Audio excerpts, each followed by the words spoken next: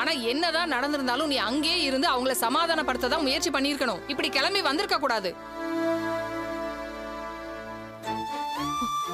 இப்ப என்ன நீங்க வராதன்னு சொல்றியா? இப்படி ஒரு சூழ்நிலையில நீங்க வந்திருக்க வேணாம்னு தான் சொல்றேன். இப்படி சொல்லாம கொள்ளாம வீட்டை விட்டு வந்திருக்க. அந்த பண விஷயத்திலேயே உன் மேல உன் மாமியார் கோவப்பட்டிருக்காங்க. நீ பாட்டுக்கு இப்படி கிளம்பி வந்துட்டா அவங்களுக்கு உன் மேல கோவம் இன்னும் அதிகமா தானே வரும்.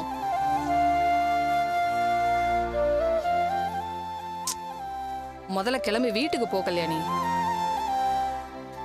போய் போய் என்ன என்னமா பண்ண சொல்ற? அங்க இருக்கிற எல்லாருமே என்ன கேள்வி கேக்குறாங்க. நீ எப்பவுமே அந்த முத்துவ நல்லவன்னு சொல்லுவல்ல.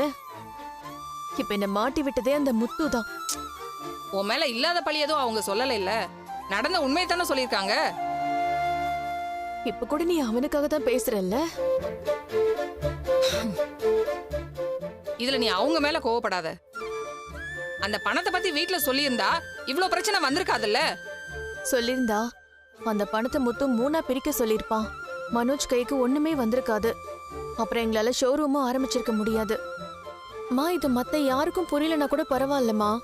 மனோஜும் எனக்கு சப்போர்ட் பண்ணாம அமைதியா இருந்தான். அதுதான் எனக்கு ரொம்ப கஷ்டமா இருக்கு. அவன் எப்பவுமே அவங்க அம்மா பேச்சதான் கேக்குறான்.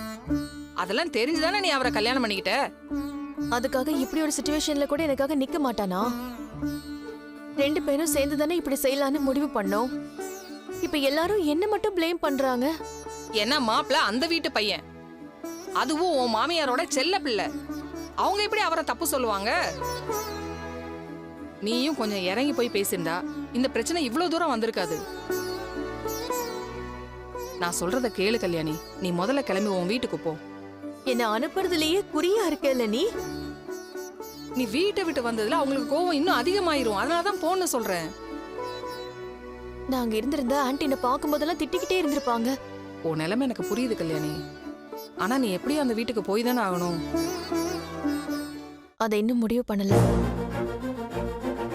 அப்போ இங்கேயே இருக்க போறியா நீ? நான் எப்படிமா இங்கேயே இருக்க முடியும்? நான் தேடிக்கிட்ட வாழ்க்கை அங்க இருக்கு. அந்த வாழ்க்கையை தொலைச்சிடக்கூடாதுன்னு தான் உன்னை அங்க போன்னு சொல்றேன். போய் அவங்க கிட்ட மன்னிப்பு கேளு. ஒரு பொருளை தொலைச்ச இடத்துல தான் தேடணும். அதை விட்டுட்டு வெளியே தேடக்கூடாது. கிளம்பி போ.